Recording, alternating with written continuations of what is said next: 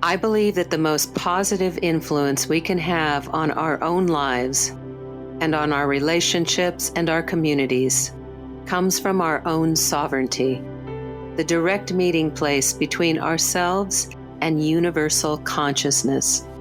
It is our true source of wisdom, guidance, stability, creativity, and love. I believe we can deepen our sovereignty and this connection through heart-focused meditation and the transcendent language of poetry. Welcome to the Sovereignty Clinic podcast with Dr. Zan Nix, a new platform for exploring human consciousness through the lens of spirituality and poetry. Dr. Zan Nix is a teacher, poet, singer-songwriter, and coach. Her books of poetry include An Ocean of Fierce Loving, Poems on Love and Transformation, and Unchosen Poems. This Life is the title of her album of original music. Today's podcast was recorded on July 20th, 2020, and the topic is sovereignty and the importance of presence. We will explore the connection between being present with ourselves and being present with others, and the impact on our society when a high percentage of our population chooses distraction over courage. We will practice using heart-centered meditation as a way of expanding our presence and creating more boldness in our personal courage.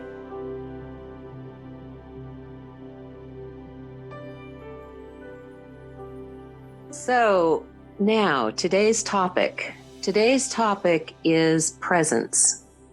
Being present with ourselves, being present with each other, and the accumulative effect of our presence on our culture, and how presence is also the very foundation of our sovereignty.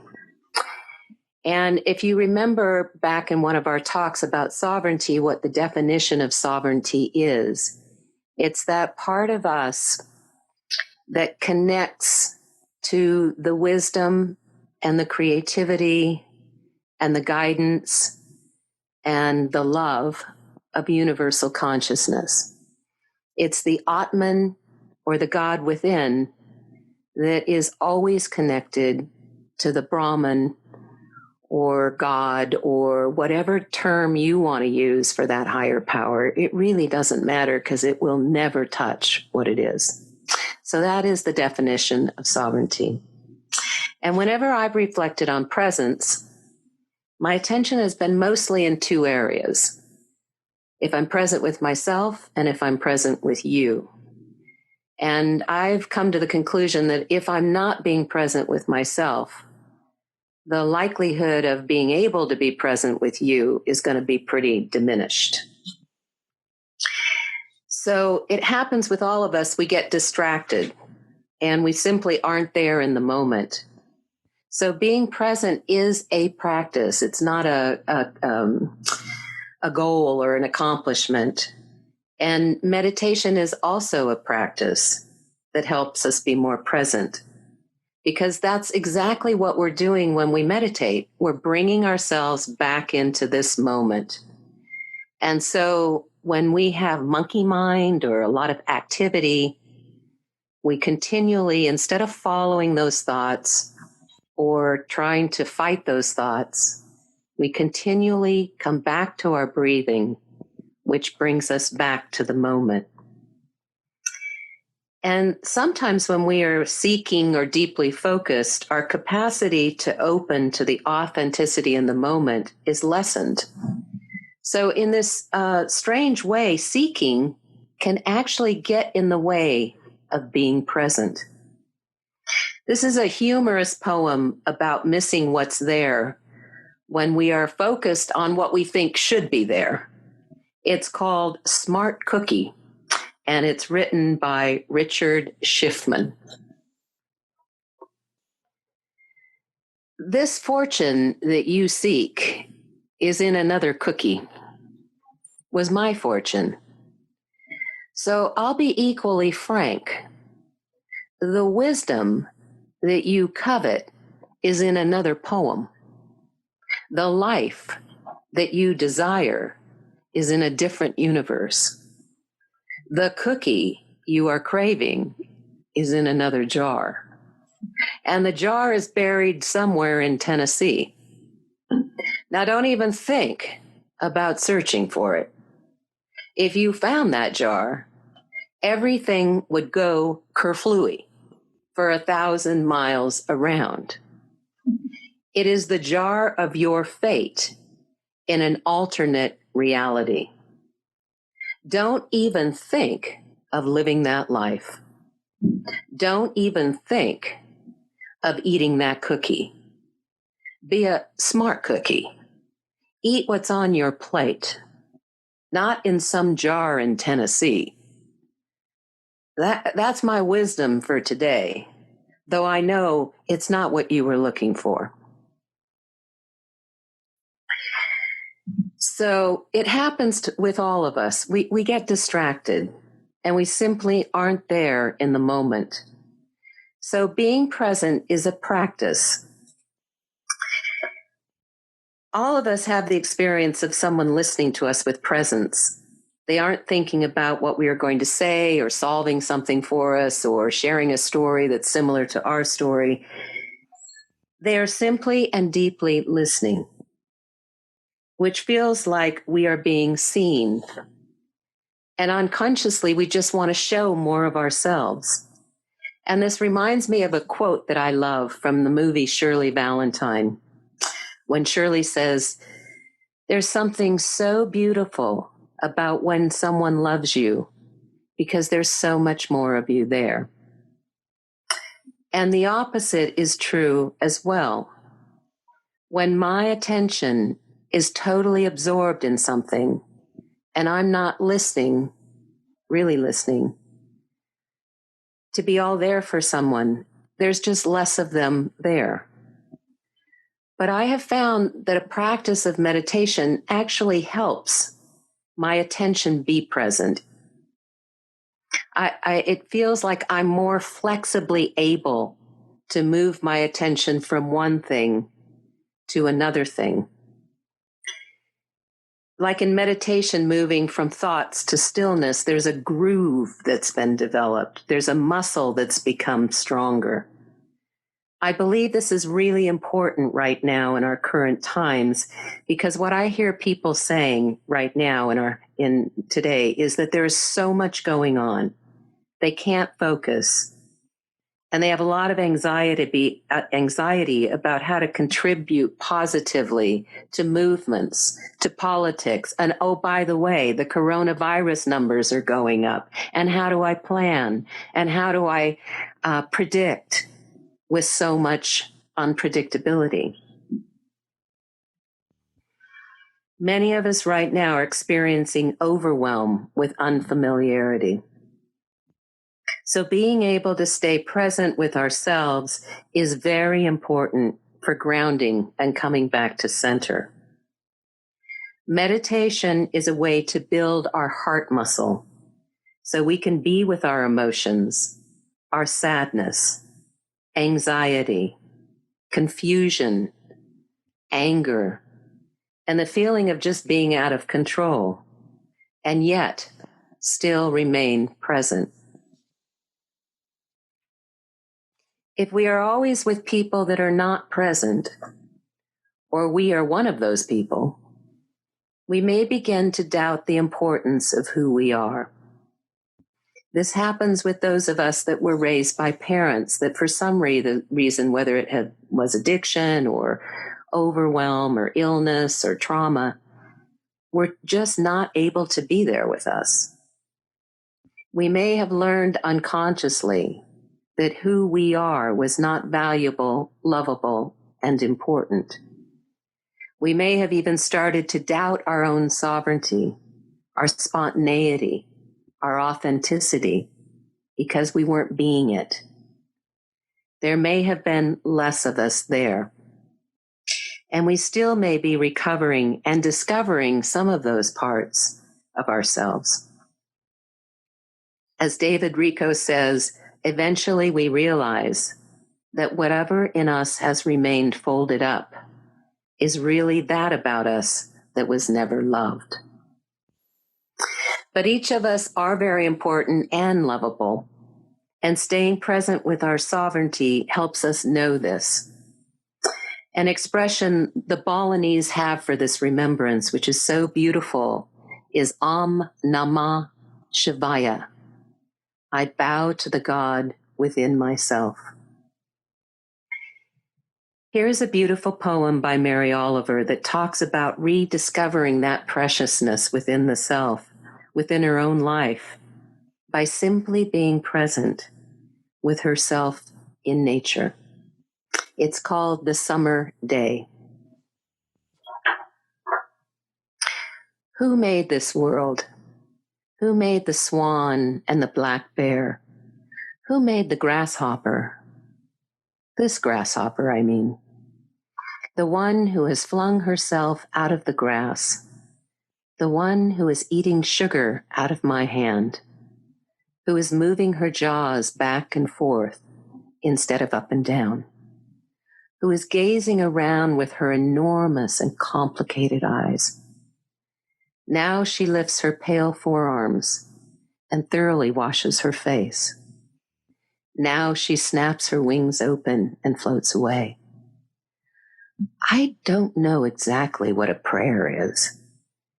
I do know how to pay attention, how to fall down into the grass, how to kneel down in the grass, how to be idle and blessed, how to stroll through the fields, which is what I've been doing all day. Tell me, what else should I have done? Doesn't everything die at last and too soon? Tell me, what is it you plan to do with your one wild and precious life? So when I was a child, I spent a lot of time in nature, mostly alone, mostly writing poetry. But it was also an opportunity to listen to myself, to my inner voices, to be present with my feelings, just as they were, which many artists are drawn to doing, as feelings are the muses for creating art. I wouldn't have called it my sovereignty then, but I think that was exactly what was being developed. As heard in this poem I wrote, called Tree Trunks and Bird Wings. How did I find you, God? Without icons, scriptures, and other holy maps. You arrived mysteriously in tree trunks and bird wings. I called you poetry and began to translate. That is when silence became music and solitude company. So that's the way I've always thought of presence, being with what is in the moment within myself and with others. So there's more of me there and there's more of you there. But it wasn't until I heard this quote that I started to think of the accumulative importance of presence in our whole country. Keep in mind as you listen to this quote that it was not written by a poet or a spiritual guru or a philosopher. It came from a study done by the US CDC, the Center for Disease Control. It was written by scientists and psychologists. And here it is. According to the US Government Centers for Disease Control, the CDC, we are becoming a nation of addicts. A significant portion of our population wants to not be present for significant portions of their lives. It is critical to determine why this is happening. My theory is that Americans are on a flight from reality. Unchecked, it will literally create an absentee nation, unable to summon real vision, to confront real life situations, unable to summon real courage to meet challenges. Addicts have little or no capacity to tolerate suffering or to see the future clearly or to summon extraordinary creativity from deep inside themselves. Addictions cloud your experience of life, or rather non-experience. And if you are not intoxicated or distracted all the time, use of addiction-inducing intoxicants can contaminate the rest of your life too. Because suppressing your truth, and this is the part that sounds exactly like our definition of sovereignty, because suppressing your truth, who you really are, what your potential really is, including your anxiety and resolve, is enough to tip the balance away from introspection, away from insight, and away from real involvement with your life. As a nation, we are drinking, drugging, gambling, smoking, Facebooking, YouTubing, marijuanaing, Prozacking, Twittering, texting, and cell phoning ourselves into oblivion. So the reason that this quote impacted me is not on a moral level, or a judgment about anybody's personal behaviors, but more as a social psychologist that's also reading articles in my local paper about how marijuana and alcohol sales have spiked since the pandemic, and how dispensaries and liquor stores were immediately identified as essential businesses. So I know that there are medicinal factors involved as well, but I also believe these studies are saying something profound about how we as a nation deal with discomfort. Because what the CDC is also saying is that when we are out of balance with reality, we have a growing diminished ability to meet it. And this is a poem I wrote about coming back to reality, and I'd like you to listen to it as if you were listening to two parts of yourself. The one that chooses shallow waters, and the other that dives deep into your own courage. And it's called Your Friend.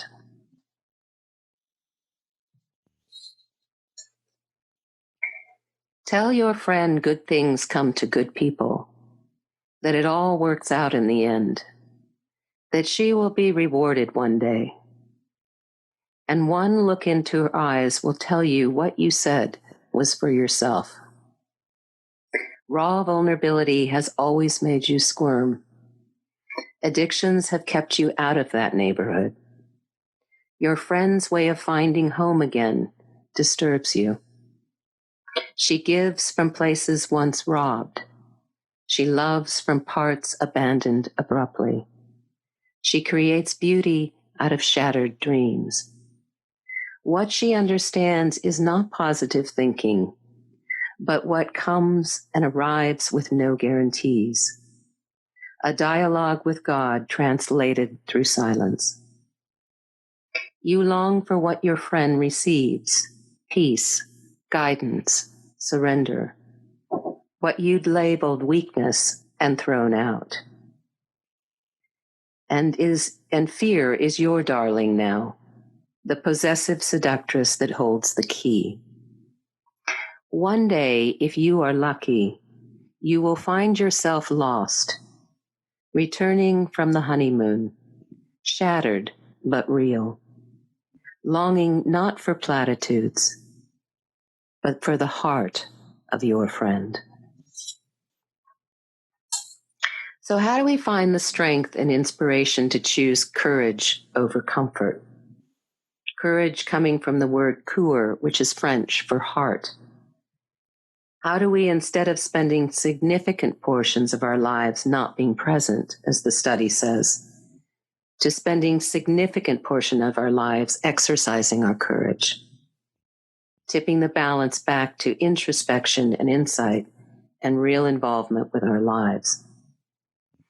So, many of us that are here today have been transformed in these ways through attending Wings seminars and practicing the things that we've learned. And we're all here today together being present, listening to a talk on presence. So I already know that your level of courage is in the process of developing just like mine, and that we are all practicing together. And practice is the optimum word to use because it starts with our own hearts being present with what is and staying with reality and understanding that summoning courageous behavior gives us more courage, more truth in our lives, more authenticity, more empowerment, and more capacity today to deal with anxiety. In these pandemic times, this is extremely important. We need this kind of resilience. We need a practice that helps our hearts and remember sovereignty over and over again. We need stillness and access to our creativity. As John O'Donohue said, when you cease to fear solitude, a new creativity awakens in you. So last fall, I visited Angkor Wat in Cambodia, which is the largest religious monument in the world. And it was built in the 12th century, initially as a Hindu temple and then became Buddhist. And there are many temples there. And as I walked through these enormous stone structures with my guide, he explained how the Hindu and Buddhist kings designed these palaces with top tiers only they could enter for meditation. They were trained by the priests to meditate and would for many hours and sometimes days in order to receive real power. They understood sovereignty and that being leaders, great leaders, came directly from this source. And they became devoted listeners for what they didn't know. As the Zen master Jojin Zenji says, when you go out and confirm the 10,000 things, this is delusion. When the 10,000 things confirm you, this is enlightenment. So this is a poem about creating the space to hear the vows of your own sovereignty, to be a king or a queen with your own enlightened wisdom. It's called All the True Vows by David White. All the true vows are secret vows. The ones we speak out loud are the ones we break.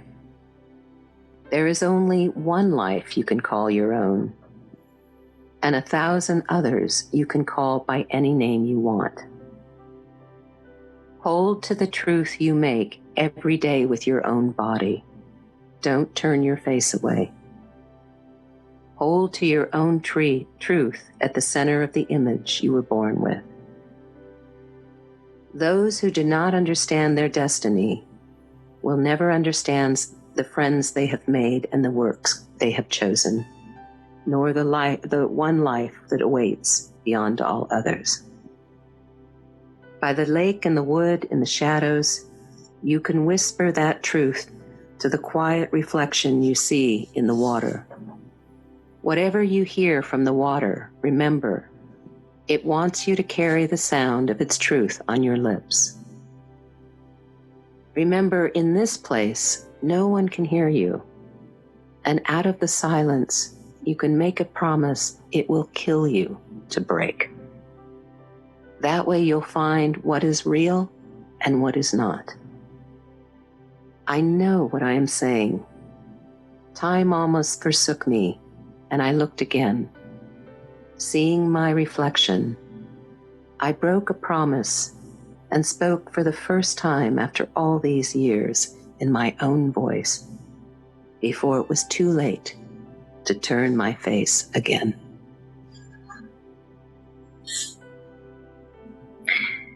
So we are now going to imagine we are kings and queens sitting at the top of our temples on our thrones as we do a short Hridaya meditation together. And as you recall, the definition of Hridaya is the spiritual heart. So this is a heart-centered meditation. It's a way of coming back to our hearts, our power, our stillness, our ground, and our knowing.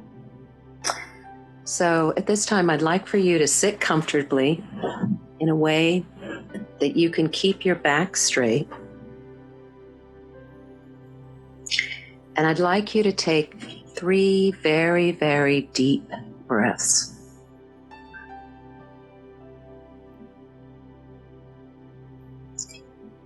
Now put your attention on your heart, your chest area.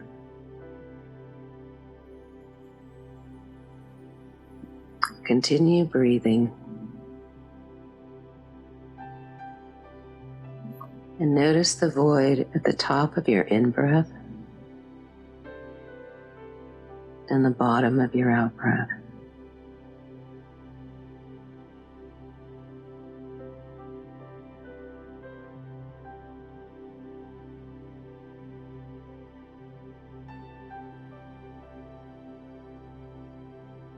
If your mind gets busy, just keep coming back to the void at the top of your in-breath and the bottom of your out-breath.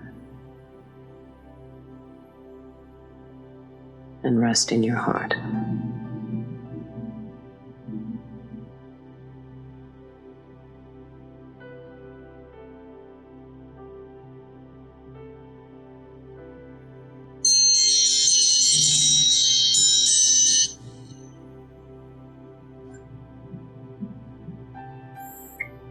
Come back slowly.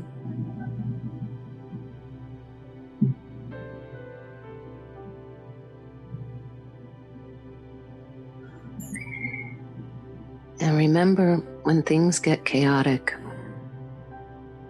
when there's anxiety, when you get overwhelmed with so much unfamiliarity, there's always this throne at the top of your very solid temple that you can come back to and sit in and rejoin with your sovereignty. So it's always there and so important to rejoin with it. So thank you everybody for listening. Namaste. Thanks for listening to the Sovereignty Clinic podcast with Dr. Zan Nix. For more from Dr. Zan Nix, go to drzannix.com or subscribe to this podcast. We hope you found this time enjoyable. Have a great day.